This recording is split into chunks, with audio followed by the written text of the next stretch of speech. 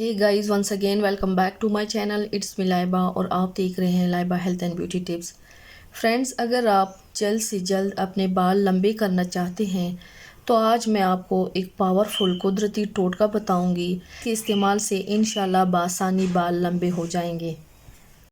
रूखे पीके और बेजान बाल एक बेहतरीन शख्सियत को मानद कर सकते हैं, जबकि खूबसूरत और चमकदार लंबे बाल किसी मामूली शख्सियत को भी नहायत शानदार और पुरकशिश बना सकते हैं। इसके लिए आज मैं आप लोगों के साथ एक ज़बरदस्त तेल शेयर कर रही हूँ, जिसके यूज़ से आपके बाल लंबे हो जाएंगे, घने और चमकदार हो जाएंगे।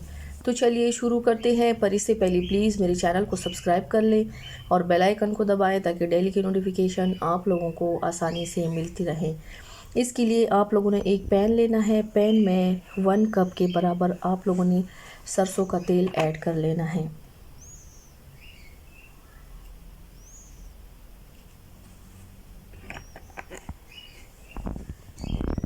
अब इसी में 4 लहसुन के जवे लेने हैं, उसको बारीक चॉप कर लेना है। 1 इंच के बराबर अदरक लेना है, इसको भी छोटे छोटे टुकड़ों में काट लेना है। और 1 टेबलस्पून के बराबर कलौंजी लेनी है। अब इन तीनों इंग्रेडिएंट्स को इसमें शामिल करना है।